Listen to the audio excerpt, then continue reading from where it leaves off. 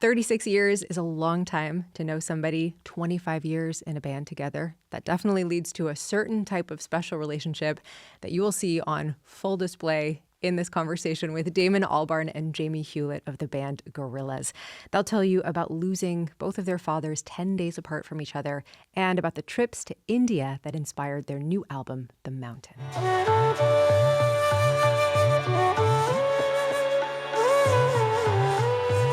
That's a little bit of the opening track to Gorillaz' brand new album, The Mountain. By searching for meaning behind death, they've created something that leans into celebration.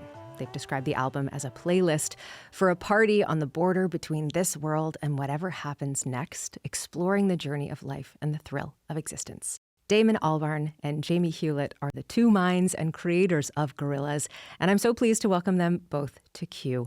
Hi, guys. Welcome. Hi. Good evening, morning, afternoon. There's also if it was a cake, there's also a layer of satirical, autocratic commentary going on as well. We're going to get to all the layers of this cake, but that is an important one because I did make it sound like it's a very sweet and maybe tender album, but it's cheeky too. Yeah, I mean it's a mountain, and there are a lot of kinds of deities, kind of inspired, I suppose, from time spent in India, and the frequency of within Hinduism of encounters with deities for every kind of sort of human condition. We sort of kind of not added to the Hindu gods, but added gods of our own kind of imagination. And they have quite a lot to say on the record, these particular things, deities. Name one of them for me, and tell me the song that it comes from, one of these deities that you've... we have the god of lying. We have a big god at the moment. The new god in town. Right. Who's the new god in town? What's that all about? I mean, I don't want to give a god a name. It's like the gods, our gods, kind of don't have names. They possess kind of aspects of a human condition. Mm-hmm. This is so much inspired by time that you spent in India, as we said in the introduction. And I'm curious about how you both ended up getting there, because I think it is has a lot to do with the grieving process and the loss of both of your fathers, which I'll say I'm really sorry for both of your losses. It's a huge thing to go through. Jamie, that happened in between the visits. In between visits. Okay, so you had already sort of had this basis for... Oh, yeah, Well, I lost my mother-in-law first. Right. In India. She got sick in India, so I was there a long time. Mm-hmm. And then we went... And in between our trips, we lost our fathers. So that started to inform the narrative somewhat. I suppose, but carrying that around with us, and really, and a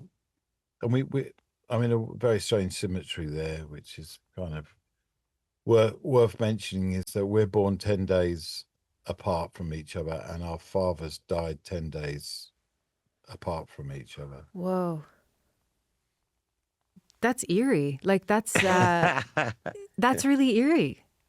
I think it's just the nature of the universe, Mm-hmm. That means I get a 10-day warning. Yeah, I put my loose ends. That's really good to know. Good to have a 10-day heads up for you, Jamie. Yeah. That's good. Yes, that's what I thought. When I get eventually taken into an old people's home, I'll be able to send him a postcard. Yeah. Before he gets delivered to the same place with me. You'll save But Jamie. the postcard will arrive 8 days late, and I'll only have 2 days to sort my stuff out. Who says I'm going to send you one on my first day? I'm having such a good time. I forget about it until about day 6.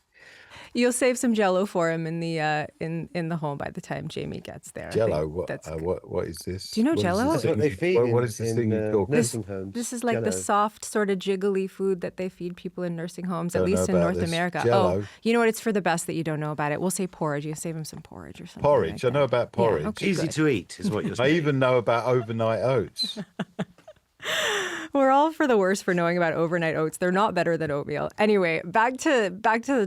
Is that a controversial take? I think maybe it is. No, I like the idea of something that you cook at 100 degrees Yeah. with a little salt and water overnight. That's right. So, Damon, you ended up going to scatter your dad's ashes in the Ganges River, and I'm really curious as to why you did that. Why? Oh, why? Yeah. Oh, well, I mean, oh, blimey. Because my dad was really in love with Indian culture, philosophically, culturally, and I really feel like I grew up with Indian classical music. In a way, I'd say I listened to it more as a child than any other kind of music because it was the music that my parents put on when they had friends over. You know, I was born in the 70s, so there were kaftans, and there was Ravi Shankar, and there was Fondue. Not so much fondue, but a bit of fondue. There was fondue in orange enamel bowls. You know, those little candles. What do we call those little candles? Little ones. candles. What? I don't Tea know. candles. Tea Tea lights, candles. Tea lights. Tea There were lights, tea thank lights, you. and there was incense. Incense aplenty. You're really painting a picture. So your dad introduced you to Ravi Shankar's music, and then you've got his absolutely, yeah. daughter Anushka Shankar on. I know that was kind of a really extraordinary moment. Just improvising with Anushka felt like it was something absolutely natural to be doing. Felt very in tune with her, and I suppose it must be just the vicinity of that vibration in my early childhood. So in a way, taking my dad there, it was kind of, he couldn't come with me, but I know he'd have liked to have come, so I took him, and he'd be quite happy being scattered in Varanasi because I mean some consider it to be the oldest inhabited place on planet Earth. So That's beautiful. yeah, and he was very into that sort of kind of idea of the endless river. Jamie, tell me a bit about your relationship to India. You've said that if you go there as an artist and it doesn't blow your mind, then you must be blind. So what about it blew your artistic mind? Long story short, like I said before, I was there in the end of 2022 when my mother-in-law was in a coma in a hospital in Jaipur, and I was there for a long time, should have been the most traumatic experience of my life, which it kind of was, but at the same time, I really fell in love with Jaipur because, when I got out of the hospital, I would, with my wife, explore, and I just visually, for me, it was extremely inspiring, and I wanted to do something with that. So when I finally got back to the UK and I saw Damon, I said, we need to go to India together and think about doing something. Nothing was really planned, but we just wanted to have that experience. So we managed to get there maybe a year later. And it's I'm talking purely from an artistic point of view.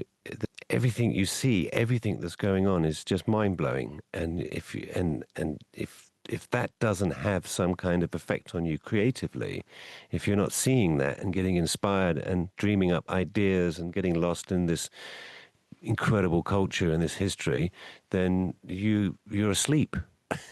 It's all right there on the street constantly. Every square meter, there's incredible things happening and crazy things happening. Sometimes shocking things and sometimes beautiful things, but just constantly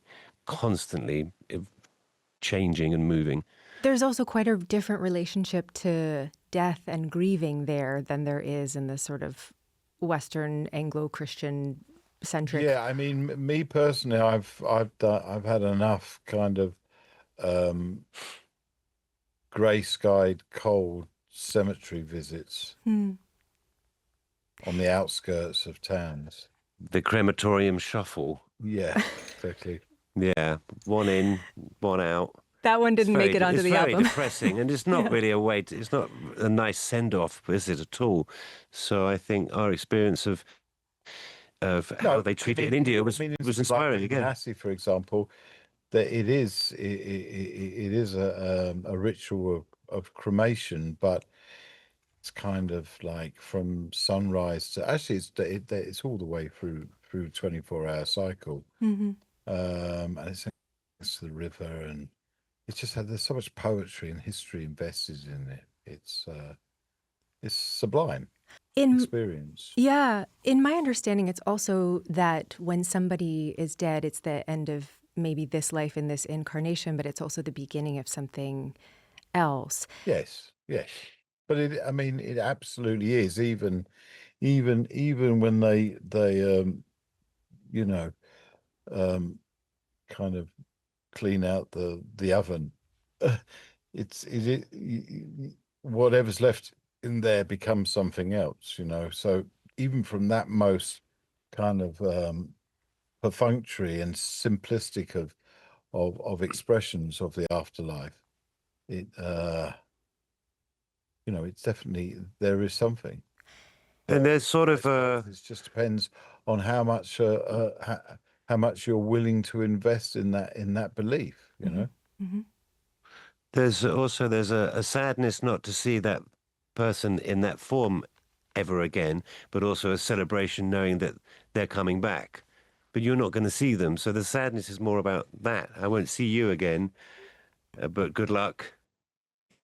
I celebrate what's going to happen to you next. Depending on how you've conducted yourself through your life, it determines how you come back. So and then when be you good. get to the sort of the high echelons in Tibet in their Buddhist system, they kind of they map specific sort of individuals through all their reincarnations, and find them again. In a sense, you could go back to Jesus being born in a manger it's the same thing. People, the wise kings finding him, him being the earthly manifestation of God. Everyone's in one way or another alluding to it, For sure. It just depends what kind of frame you put around it and how much imagination and color you're prepared to put into it. This idea of saying goodbye to somebody in the form that they're in, but then also sort of celebrating what form they might come back to you in. To me, that's connected to your approach on this record, where you're including artists and friends who are no longer with us in the music itself, like this example.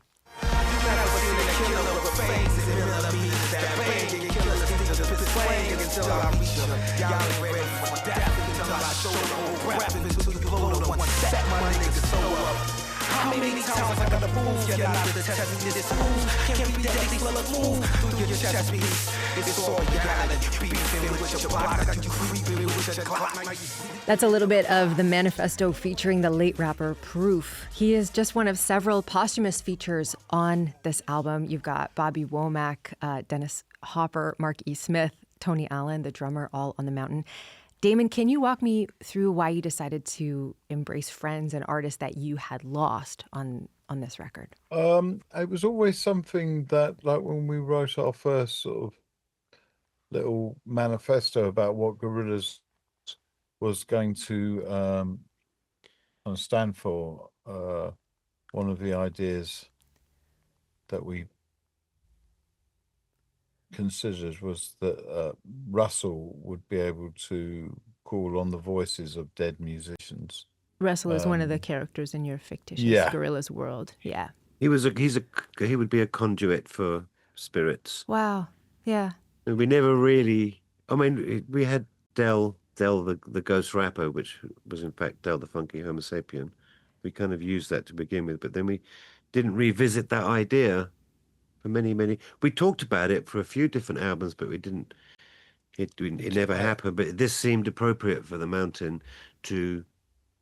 Yeah, and but I mean, you're limited in what you've got because you've got to find things that sort of haven't been used really, you know. So in some of the sessions, like people like Terry Hall, there was absolutely nothing on his track because the engineer at the time had cleaned it all up, so it was just like his vocal performance. Whereas on the same track, which was a different session, D12 and Proof in particular had all this kind of freestyle stuff that they were just mucking about before the track started, and that's why we were able to kind of, you know, do something with it. It's just really nice to kind of sort of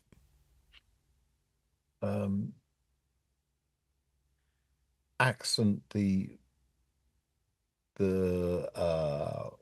trope of the album with a kind of sort of almost real-time ghosts. I want to play a little bit more of this record. I want to play one of your collaborations with a duo who is still here with us. Have a listen. As the shadows they are forming, come and join me center stage. If you're empty and abstracted and your broken heart is full of rage. In a world of fiction, I am a velvet glove. That's Gorillaz with The Happy Dictator featuring the duo Sparks. Damon, can you tell the story behind the real-life dictator that inspired that one? It comes from a visit to Turkmenistan, where the dictator Turkmenbashi did many things. He's not alive now, but it's the same kind of form of autocracy that still exists in that country. But yeah, they've kind of banned all bad news. There's no bad news because they don't want the inhabitants of Turkmenistan to suffer from insomnia. They want them to have a good night's sleep, so they have no bad news. Perfect. No more bad news. Which as kind of sort of, you know, population control goes, as you know, who doesn't want a good night's sleep? Mm-hmm. Mm-hmm. Yeah, who doesn't? It's just only a tiny little bit unsettling. And well, I mean, people take drugs to sleep, right. So you know, I suppose, you know, false news is as addictive. Mm-hmm. Mm-hmm. Fake news, false news. Why would I call it false news? That's false news. False news. False news. That's the most archaic. Like, I don't think that anyone's ever even said false news. It's like someone who talks about, like, you know, the intertwined web. The intertwined web. Oh yes, the interwebs. You mean the information highway? Ah yes. Do forgive me because I don't know what Jello is.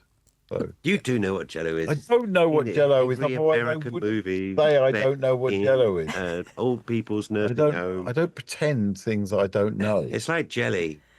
Well, obviously. It's like jelly.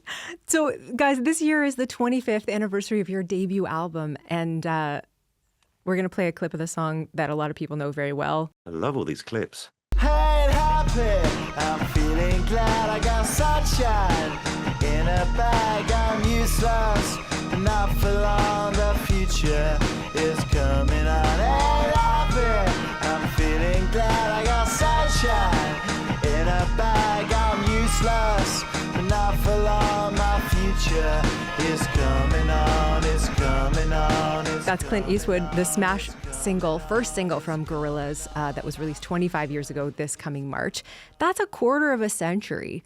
And I know you've been friends for longer than that, but Jamie, how do you reflect on 25 years and 9 albums. No, I never said we've been friends for 36 years. I said we've known each other for 36 Yeah. years. Pardon me for that false news. Yes. There was a long, dark period of non-friendship. We've been rivalry, I'd like to describe it as. Rivalry. It started with a fist. Never thought it would come to this. to slightly misquote hot chocolate. Nice. Started with, how did you come up with that one? You must have stayed up all night thinking of that one. Very good. These really are longtime friends. But no, tell me, Jamie, what does that mean to you? Like, how do you reflect on being in a band for 25 years, for the better part of 25 years, I'll say, with somebody? The passing of time, to reflect on the passing of time. Yes. Just relax and have the I am relaxed. Listen, this is what you do in a podcast. You just relax and you put the mic in the right position. Is it when you tell me to relax?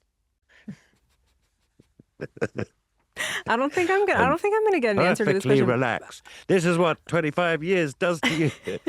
No, what was the question? How do I reflect on that? How do you reflect on it? I'm obviously very happy that Gorillaz is still relevant, and I think that has a lot to do with the fact that we enjoy what we do, and we're not finished, and we have more to say, and you know, existing behind cartoon characters allows you the freedom to do whatever you want and explore and come up with crazy ideas, and that's what we've been doing for 25 years. And the fact that people still like it, maybe even a little bit more than they did 25 years ago, is fantastic. So 25 years, it really feels like 2 months ago that we released the first album. Everything's just too quick. So I think that requires filling your days with as much activity as possible and doing as much as possible, so that the time slows down a little bit. Damon, what about you? I know it's not always been easy, but what's the thing that's allowed your relationship to continue artistically and thrive after all this time? Well, stop it. I know what you're going to say. Please stop it.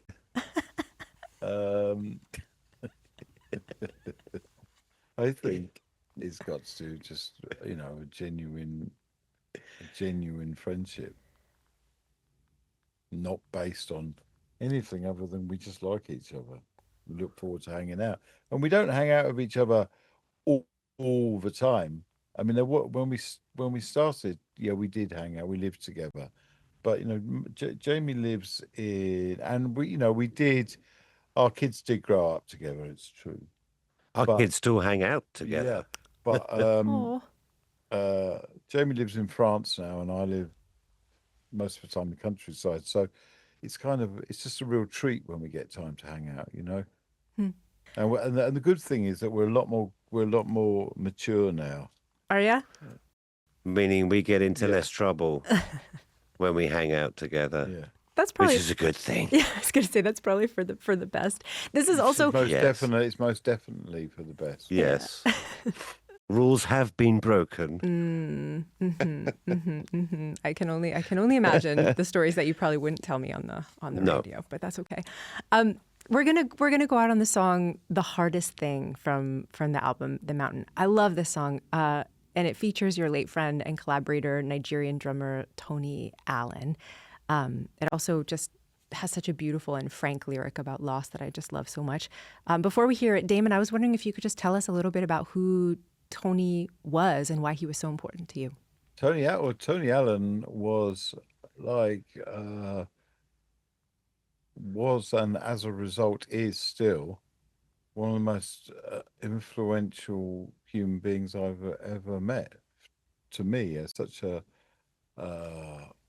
wonderful spirit, you know. It just light up a room as soon as he was there. You know? Really one of my best ever friends. I love him. Oh yeah, Eddie Ellery. Oh yeah, Eddie Ellery.